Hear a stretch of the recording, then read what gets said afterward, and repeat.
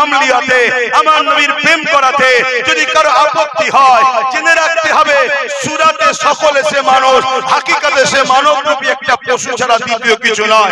তবে বড় দুঃখের সাথে বলতে হয়, হযরত নবী মুহাম্মদ সাল্লাল্লাহু আলাইহি ওয়াসাল্লামের উপরে আঘাত দিবার চেষ্টা করেছে, তার নাম লিখাতে আপত্তি করেছে।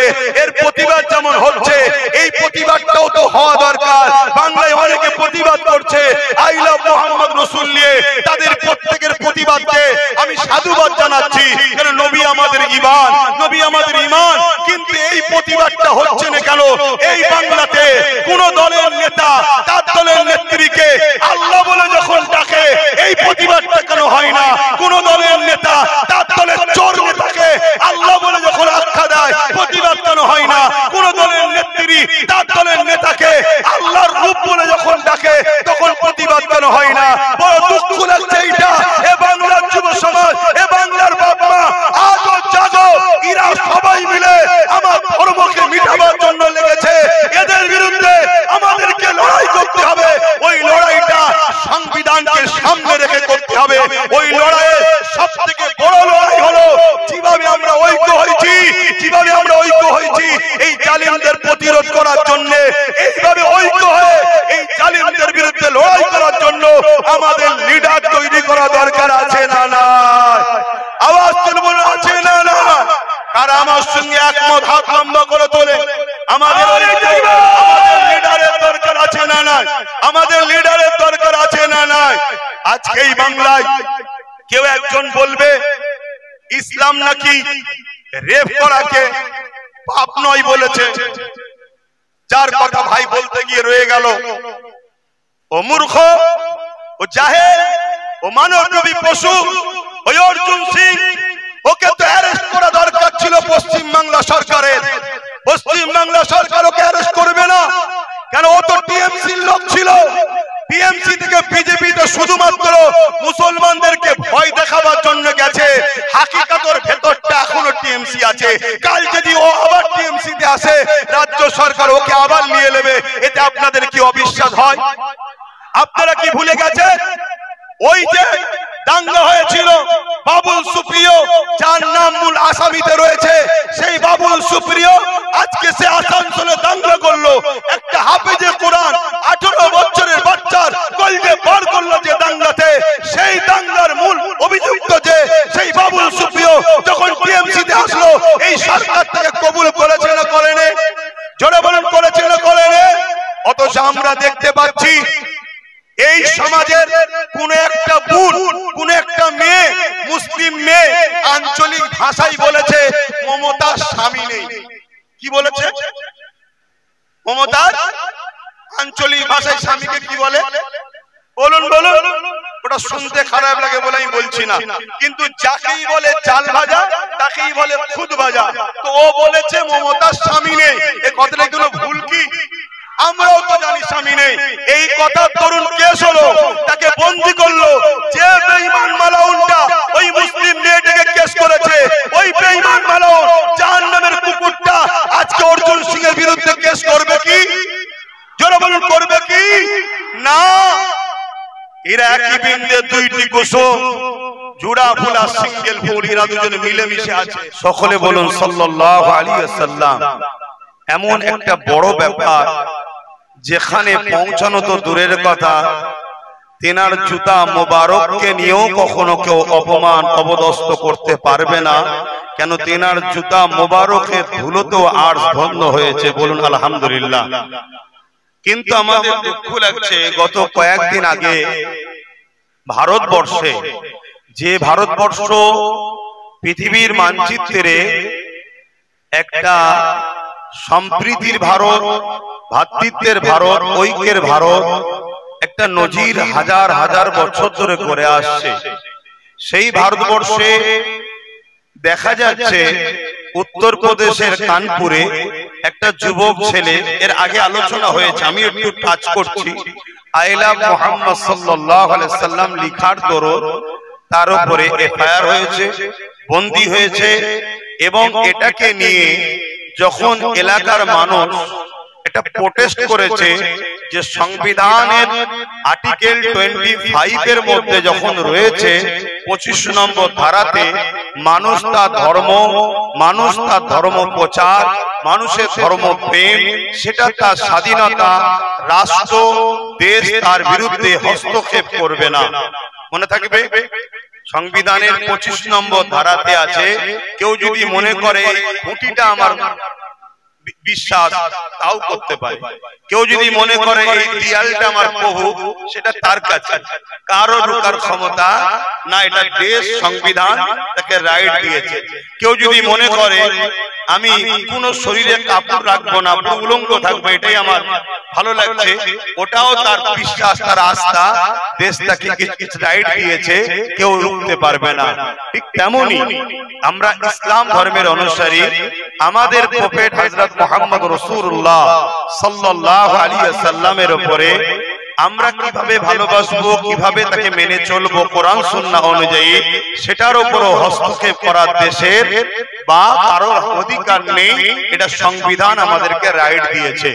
কিন্তু দেখা যাচ্ছে যে থেকে কেন্দ্রে বিজেপি সরকার এসেছে, বারবার ইসলামের একটা মাসলার উপরে, একটা বিষয়ের উপরে হস্তক্ষেপ করে যাচ্ছে।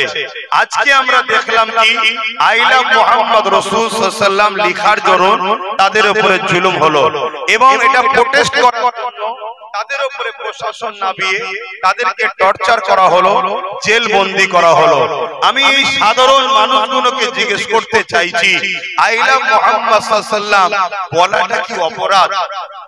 কেউ হিন্দু ভাই সে যদি তার ধর্মগুরুকে বলে আই লাভ অমুক, কেউ খ্রিস্টান ভাই আই লাভ অমুক, কেউ পারস্য ভাই আই লাভ অমুক, কেউ কি বলে দলিত ভাই আই লাভ অমুক, কেউ মতুয়া ভাই, সে তার যদি ধর্মগুরুকে বলে আমি ভালোবাসি, এটা যেমন অপরাধ নয়, ইসলাম যারা মানে তারা যদি বলে আমি রাসূলকে ভালোবাসি, এটাও তো অপরাধ নয়। কিন্তু দুঃখের বিষয়, আমরা বড় ভুল করেছি। স্বাধীনতার ৭৯ বছর হয়ে যাওয়ার পরও আমার কওমের মাথায় এই ব্রেনটা এখনো আসছে না যে আজ আমাদেরকে রাষ্ট্রীয়ভাবে মিটাবার একটা পরিকল্পনা চলছে। আজ আমাদের ইসলামকে রাষ্ট্রীয়ভাবে মিটাবার একটা পরিকল্পনা চলছে, যেমন আমেরিকাতে চালিয়েছে, যেমন ব্রিটেনে চালিয়েছে, যেমন ব্রাজিলে চালিয়েছে, যেমন ফ্রান্সে চালিয়েছে। ইসলামকে মিটাও, প্রফেট মুহাম্মদ রাসূলকে মিটাও, মুহাম্মদ রাসূলের বিরুদ্ধে নোংরা ফিল্ম তৈরি করো, মানুষের কাছে মিডিয়ার মাধ্যমে মিথ্যা প্রচার ছড়াও। এর কারণ একটাই, যারা আমার রাসূলের বিরোধী করে তাদেরকে দেখুন, আর মুহাম্মদ রাসূলের লাইফটাকে দেখুন। মুহাম্মদ রাসূল তো ইনসাফের নাম, মুহাম্মদ রাসূল তো ইনসানিয়াতের নাম, মুহাম্মদ রাসূল তো ভালোবাসার নাম, মুহাম্মদ রাসূল তো ঐক্যের নাম, মুহাম্মদ রাসূল তো খোদার্থ মানুষকে খানা খাওয়াবার নাম, মুহাম্মদ রাসূল তো পিপাসিত মানুষের পিপাসা মিটাবার নাম, মুহাম্মদ রাসূল তো গরিবের হক দিবার নাম, মুহাম্মদ রাসূল তো কৃষকের গায়ের ঘাম শুকাবার আগে তার পারিশ্রম মিটিয়ে দিবার নাম, মুহাম্মদ রাসূল তো দেশের সার্বভৌমত্বকে নিরাপদে রাখার নাম, মুহাম্মদ রাসূল তো যে কোনো ধর্মের মানুষ হোক না কেন, মানুষ মানুষকে ভালোবাসবে, মানুষ মানুষের পাশে দাঁড়াবে। সে হিন্দু হতে পারে, আদিবাসী হতে পারে, সাঁওতাল হতে পারে, দলিত হতে পারে, খ্রিস্টান হতে পারে, শিখ হতে পারে। কোন মানুষ যখন বিপদে পড়বে, মুহাম্মদ রাসূল এই মানবতাই শিখিয়েছে, তার পাশে দাঁড়াও, তাকে সাহায্য করো, তাকে পিয়ার করো, তাকে তার পাশে দাঁড়িয়ে তার বিপদ মুক্ত করো। মুহাম্মদ রাসূল তো ন্যায়ের নাম, ইনসাফের নাম, সাম্যের নাম, শান্তির নাম, অধিকারের নাম। মুহাম্মদ রাসূল তো দুর্নীতি মুক্ত সমাজ গড়ার নাম, মুহাম্মদ রাসূল তো নেশার হাত থেকে যুব সমাজকে বাঁচাবার নাম, মুহাম্মদ রাসূল তো নারীদের অধিকার দিবার নাম, মুহাম্মদ রাসূল তো গরিবদের অধিকার দিবার নাম, মুহাম্মদ রাসূল তো এতিমের অধিকার দিবার নাম, মুহাম্মদ রাসূল তো বিধবার মর্যাদা দিবার নাম, মুহাম্মদ রাসূল তো মা বাবার পায়ের তলায় জান্নাত দিবার নাম, মুহাম্মদ রাসূল তো দেশের সার্বভৌমত্ব নিরাপদ রেখে, দেশের আইন ব্যবস্থা সুন্দর রেখে, দেশের মধ্যে গাদ্দারদের ঘরে দেশ থেকে বিতাড়িত করে দেশের সর্বশ্রেণীর, সর্বজাতির, সর্বস্তরের মানুষকে একত্রিতের বাঁধনে বেঁধে মদিনাকে নিরাপদ করার নাম মুহাম্মদ রাসূল। সেই নবীর আদর্শ যার কাছে আছে সে দেশকে ভালো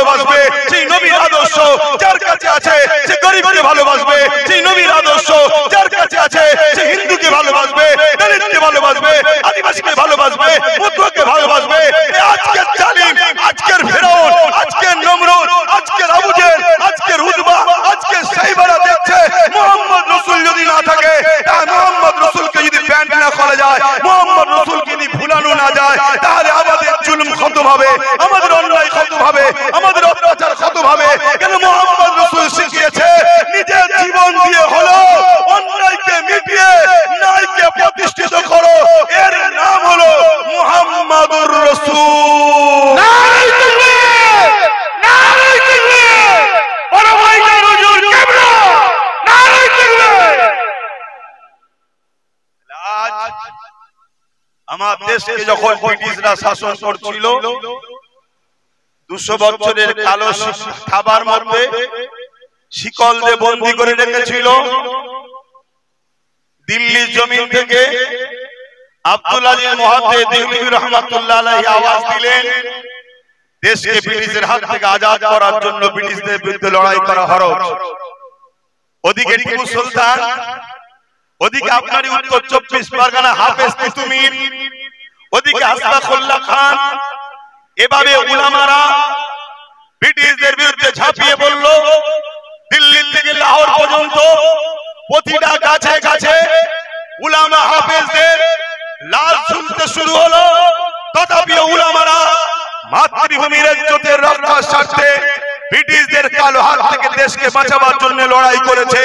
কেন মুহাম্মদ রাসূলের নামই হলো দেশকে ভালোবাসা, কেন হুজুরের সুন্নাত হলো দেশকে ভালোবাসা। আজ আমার ভারতবর্ষে কেন্দ্র সরকার যে থেকে বসেছে তারা দেশকে লুটছে, দেশের সম্পদকে লুটছে, দেশের এয়ারপোর্ট থেকে শুরু করে ট্রেন থেকে শুরু করে দেশের এলআইসি থেকে শুরু করে সবকিছু একটার পর একটা বিক্রি করে দিচ্ছে। তারা দেখছে আগামী দিন এই মুহাম্মদ রাসূলের অনুসারীরা যদি জেগে যায়, ব্রিটিশ যেভাবে পালাতে বাধ্য হয়েছে আমাদেরকেও পালাবার রাস্তা খুঁজে পাবো না। অলরেডি বাংলাদেশ, নেপাল বিভিন্ন জায়গায় পালাবার রাস্তা পাচ্ছে না। এজন্য তারা ভাবছে এমন কিছু ইস্যু তৈরি করো যে ইস্যুতে মুসলমানরা গরম হবে, মুসলমানরা রেগে যাবে, রাস্তায় নামবে, আন্দোলন করবে।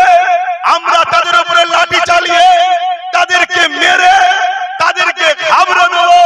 কিন্তু মনে রাখবে এই পরিকল্পনা তো বদরত আবু জেহেল করেছিল যে মাত্র 314 জন, এই সুযোগে এদেরকে মিটিয়ে দাও। মনে রাখবে তোমার হাতে প্রশাসন থাকতে পারে, তোমার হাতে রাজ ক্ষমতা থাকতে পারে, তোমার হাতে বোম বন্দুক থাকতে পারে, তোমার হাতে পাওয়ার থাকতে পারে, আমাদের কিছু নাই ঠিকই, কিন্তু আমাদের মধ্যে এমন একটা পাওয়ার আছে যার নাম ঈমান।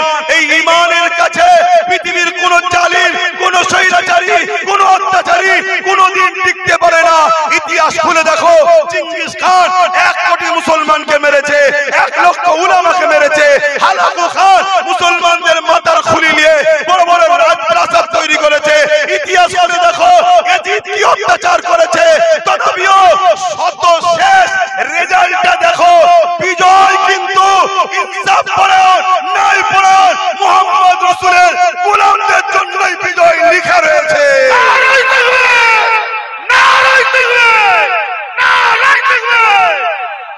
অতএব আমরা জানিয়ে দিতে চাই, তোমরা যতই চাও আমাদেরকে আঘাত দিয়ে রাস্তায় নামিয়ে হিন্দু মুসলমান করার পরিকল্পনা আমরা বুঝি, আমরা বুঝি।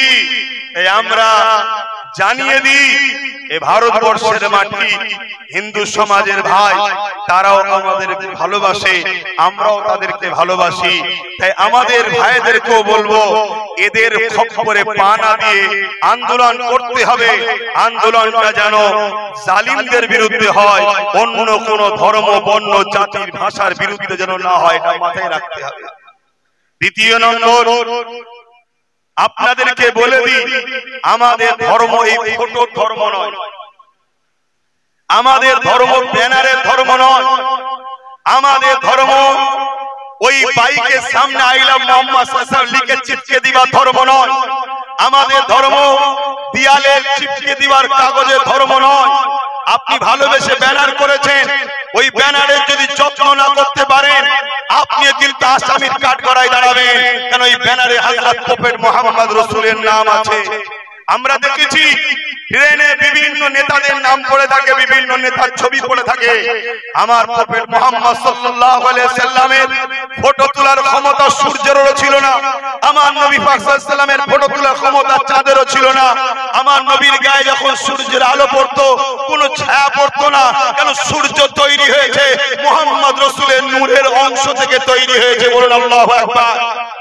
আপনি জানেন কি জানি না, হযরত প্রফেট মুহাম্মদ রাসূলুল্লাহ সাল্লাল্লাহু আলাইহি সাল্লাম, আশা করছি জানেন, হযরত আলীর আসরের নামাজ কাজা হয়ে যাচ্ছিল, উংলির ইশারা করেছিল, ডুবা সূর্য হযরত মুহাম্মদ রাসূলুল্লাহ সাল্লাল্লাহু আলাইহি সাল্লামের কথায় আবার দ্বিতীয়বার ফিরে এসেছিল। হযরত আলী আসরের নামাজ পড়েছিল। আজকে যেসব বাঁদর মুখো ছুঁচো মুখো মানব নবী পশুগুলো আমার নবীর বিরোধী করছো, তোমরা সবকটা শয়তান, সবকটা জালিম, পৃথিবীর বড় বড় জালিম নেতা ইয়াহু জাহান্নামের কুকুর থেকে শুরু করে তোমরা সবকটা বাঁদর এক জায়গায় হও, হয়ে সূর্য তো তোলা দূরের কথা, একটা আলোর বাল্ব জ্বালাবো, একটা লাইট জ্বালাবো, ওই ল্যাম্প থেকে উংলির ইশারাতে সরাতে পারো কি দেখবো। তোমরা জানো সবে কিয়ামত পর্যন্ত কেউ পারবে না, কিন্তু মুহাম্মদ সাল্লাল্লাহু আলাইহি ওয়াসাল্লাম আকাশের চাঁদকে ইশারা করেছে, সঙ্গে সঙ্গে চাঁদ নিজেকে দুটুকরো করে দিয়ে এক টুকরো আবু কুবাইস পার এই দিকে আর এক টুকরো একদিকে। এই দৃশ্যটা আমার ভারতবর্ষের কেরলের বাদশা, কেরলের রাজা চিরামান দেখেছিল। পরবর্তীতে খোঁজ নিল এটা কি হয়েছিল। পরবর্তীতে যখন খোঁজ পেল মুহাম্মদ রাসূলের আঙ্গুলের ইশারায় চাঁদ টুকরো হয়েছে, তখন এই চিরামান রাজা হিন্দুস্তান থেকে, কেরল থেকে গিয়ে মক্কার জমিনে গিয়ে মুহাম্মদ রাসূলের কাছে নিজেকে খেদমতে পেশ করে ঈমানের কালিমা বলে মুহাম্মদ রাসূলের আদর্শে জিন্দেগিকে ধন্য করে দিয়েছিল। আজকে সেই মুহাম্মদ সাল্লাল্লাহু আলাইহি ওয়াসাল্লামের উপরে কেউ আঘাত দিবার চেষ্টা করলে এতে আমার হুজুরের কিছু যায় আসে? জোরে বলেন। অসুবিধা হচ্ছে। আকাশে চাঁদ উঠলে দেখবেন বাদুর গুলো ডানা মেলে। হারা বাদুর ডানা মেলছিস কেন? বলছে চাঁদের আলোকে রুখে দেবো। আচ্ছা বলুন তো, বাদুরের ডানা দেখি চাঁদের আলো রুখা যাবে? কথা বলেন। এমনি তো বাদুরের মুখটা একটু উঁচু টাইপের, ও যদি মনে করে আমি পাহাড়ে ধাক্কা মেরে পাহাড় উল্টে দেবো, মনে হয় পাহাড় উল্টাবে না, বাদুরের মুখটা আরো যাবে। আজকে যে টাকলাগুলো এই সব কাজ করছো, সময় থাকতে থাকতে সুধরে যাও। এমনি তো হনুমান মূর্খ দেখতে, না হয় এমন বিপদে পড়বে তার খেলা ওই পারস্য সম্রাট জানে। পারস্য সম্রাটের কাছে এই ওয়াকিয়াটা একটু মন দিয়ে শুনবেন। পারস্য সম্রাটের কাছে হযরত প্রফেট মুহাম্মদ রাসূলুল্লাহ সাল্লাল্লাহু আলাইহি সাল্লাম একটা চিঠি দিয়েছে। কি চিঠি? পারস্য রাজা ছিল জালিম, নারীদের ইজ্জত লুটতো, শরাবী ছিল, চরিত্রহীন ছিল। চিঠি লিখেছে কি? অন্যায় বন্ধ করো, জুলুম বন্ধ করো, নাই আমি মুহাম্মদ রাসূল সাল্লাল্লাহু আলাইহি সাল্লাম মজলুমদের পক্ষে দাঁড়িয়ে তোমার বিরুদ্ধে লড়াই করব, সংগ্রাম করব, এই এলান করে চিঠিটা দিয়েছে। পারস্য রাজা আমার রাসূলুল্লাহ চিঠিটা দেখে টুকরো টুকরো করে ছিঁড়ে ফেলে দিয়েছে। যিনি চিঠি নিয়ে গিয়েছিলেন উনি এসে আমার রাসূলকে বলছেন, হুজুর আমার বড় দুঃখ লাগলো, নাজ্জাশী বাদশা চিঠি নিয়েছে, মানবে কি না মানবে তার ব্যাপার, কিন্তু ছিঁড়ে দেয়নি। রোমের বাদশা চিঠি নিয়েছে, মানবে কি মানবে না তার ব্যাপার, ছিঁড়ে দেয় না। এমন করে পৃথিবীর অনেক দেশের রাজারা আপনার চিঠি নিয়েছে কিন্তু ছিঁড়ে দেয়নি। পারস্যের রাজা আপনার চিঠিকে টুকরো টুকরো করে ফেলে দিয়েছে। হুজুর আমার বড় দুঃখ লেগেছে। আল্লাহ নবী মুচকি হেসে বললেন, হে আমার সফির, হে আমার সাহাবী, শোনো, ও আমার চিঠি ছেড়ে নে, ওর রাজত্বকে টুকরো টুকরো করেছে। এবারে কি হচ্ছে শোনো। बाप का बेटा सिपाही का घोड़ा कुछ ना हो तो थोड़ा थोड़ा কথা পড়েছি না। বাপ ছিল যেমন চরিত্রহীন, ছেলেটাও একটা ছিল চরিত্রহীন। একটাই ছেলে ছিল পারস্যের রাজা। কিভাবে টুকরো টুকরো হচ্ছে দেখো। বাপের চরিত্র খারাপ ছিল। রাজা বৈদ্য হাকিমের কাছে গেছে, হাকিমকে বলেছে যেমন কোন দাওয়াই দাও যাতে পাওয়ার বাড়বে। বাকিটা বুঝতে পারছেন তো নাকি? পাওয়ার বাড়বে এরকম দাওয়াই দাও। আর ছেলে বলছে এই বুড়োকে না মারতে পারলে গদিতে বসা যাচ্ছে না, যেটা আমার বাংলাতেও একটু একটু আবহাওয়া চলছে। আমার বাংলাতে এরকম একটা আবহাওয়া পাওয়া যাচ্ছে না কি? এখানে বুড়ো ছিল, এখানে বুড়ি, মানামানি চলছে না, একটা আবহাওয়া চলছে তো নাকি? আমার তো ভয় হচ্ছে কে কাকে কখন ছেড়ে দেবে কে জানে। তো যাক, আমি ওদিকে যাচ্ছি না, আমি এই দিকে যাচ্ছি। যে বিষয়টা আজকে এসেছে, অসুবিধা হলো নাকি? কষ্ট হলো নাকি? তো যাই হোক, পারস্য রাজা কি করলো, সে ওই দাওয়াই নিয়ে এসে ঘরে ঢুকেছে। হাতে দাওয়াই শিশি আছে, লেখা আছে তাকতের দাওয়াই। কিন্তু কিন্তু বাপ বড় চালাক তো, রাজা তো, ওই দাওয়াইকে ফেলে দিয়ে ওর মধ্যে খাতারনাক বিষ ঢুকিয়েছে। ওর ইরাদা ছিল ছেলেকে দেবো, কোন জায়গায় রাখবো, ছেলে মনে করবে দাওয়াই আছে, খাবে। সেখানে ছেলেও তো বদমাই। আর এইদিকে ছেলে বলছে এ বুড়োকে না সরাতে পারলে হবে না, ও আর সহ্য করতে পারেনি। অস্ত্র নিয়েছে, একদম ডাইরেক্ট ঢুকে বাপকে ঝেড়েছে, দু টুকরো করে দিয়েছে। যখনই দু টুকরো করেছে, হাতটা খুলে গেছে, হাতের মধ্যে তাকতের দাওয়াই লেখা আছে, কিন্তু হাকিকাতে আছে কি? ছেলে বলছে ওরে বুড়ো, এই জন্য বলি তুমি এত বদমাইশি করো কি করে, এই দাওয়াই খাও, তাই তো নাকি? তো ও নিয়েছে আর খেয়ে নিয়েছে। তাহলে কি হলো? ওদিকে বাপ গেল, এদিকে ছেলে। জোরে বলুন।